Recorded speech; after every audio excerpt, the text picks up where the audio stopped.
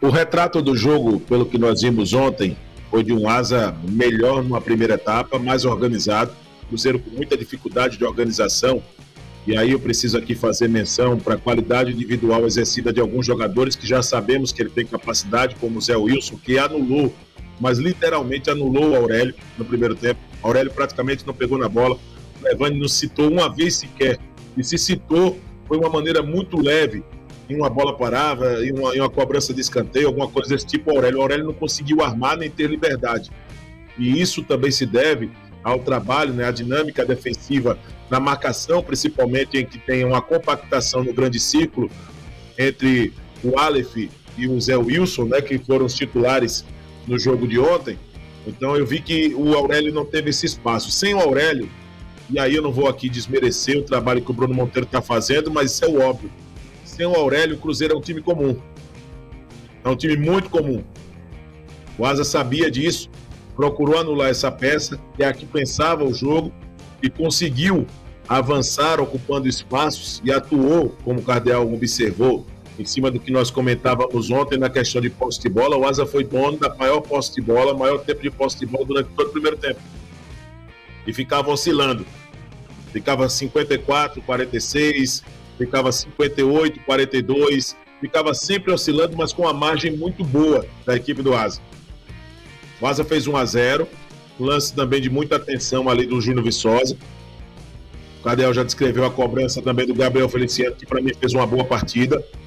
Mas as falhas defensivas do Cruzeiro, para mim, elas deixaram a ideia de que se o Asa realmente apertasse e tivesse uma melhor condição de finalizar suas bolas no primeiro tempo, uns 2-0 seria um resultado assim bem mais coerente daquilo que nós vimos na primeira etapa. De um time mais organizado, uma equipe que tinha dificuldades de organização e de ajustes defensivos também. No segundo tempo, para quebrar as pernas do Bruno Monteiro, botou com 2 mudanças, né? Colocou inclusive entre essas mudanças o Celestino, e trouxe um jogador que fez o papel de volante, que foi o Natan, para atuar como zagueiro no segundo tempo ali, ao lado do 14, né, do camisa 14 do João. Então acabou sendo, para a equipe do Cruzeiro naquela oportunidade, uma medida de tentar evitar que algumas situações que o Asa levou vantagem no primeiro tempo, elas viessem a ocorrer. Como, por exemplo, Anderson Feijão por dentro, muita liberdade e mais proximidade pelo Viçosa. O Iago, que enquanto esteve em campo também foi um jogador que fez um bom primeiro tempo, observado essa situação pelo Clevane Henrique. E o Didira pela versatilidade. O Didira poderia ser tranquilo também, por todos nós, ser escolhido o melhor em campo. Mas eu acho que esse rapaz já tem tantos troféus, tem tantos rótulos de ser o melhor em campo, que seria mais do mesmo. O que o Didira fez ontem foi a regularidade que a gente já sabe. É um baita jogador. O Cavalinho está com uma experiência absurda, mas está jogando fino da bola. E aí é o momento de se observar outros protagonistas dessa equipe do Asa. E vejo que ontem teve a participação coletiva mais organizada no primeiro tempo, mas no segundo tempo, e a provocação que o Eduardo Cardeal fez sobre a questão da equipe do Asa para o Leandro Senna não foi nada de impertinente, foi uma situação muito, muito cabível. E até de se aceitar pelo fato do Asa estar no início de temporada. Não estou aqui fazendo caça às bruxas, o departamento, a preparação física do Asa. Pelo contrário, respeito todos os profissionais que por lá se encontram. Sei que muitos profissionais, quando se faz esse tipo de questionamento, não gostam. Mas é de se aceitar nesse momento, por ser o início de temporada, que um time venha cair de rendimento diante mesmo de um período de preparação, que o do Asa foi um dos mais longos, né, mais em relação aos outros, mas é um início de preparação, é o início de temporada.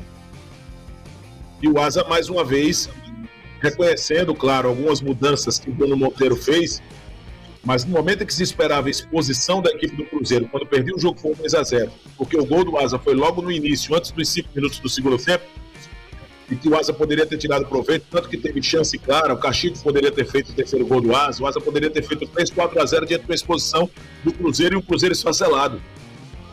Porque o Bruno Monteiro precisou mexer no setor defensivo 2 vezes durante o jogo, tirando peças do setor defensivo durante o jogo. E não se esperar o Cruzeiro da forma como o Asa esperou. O Asa esperou o Cruzeiro, não estou dizendo que isso foi uma ordem do Leandro Senna, reconheço alguns valores que o Cruzeiro tem, mas pelo desenho da partida, não era um desenho para que isso acontecesse. Isso é uma coisa indiscutível para mim. Não mudo meu ponto de vista a respeito daquilo que vi.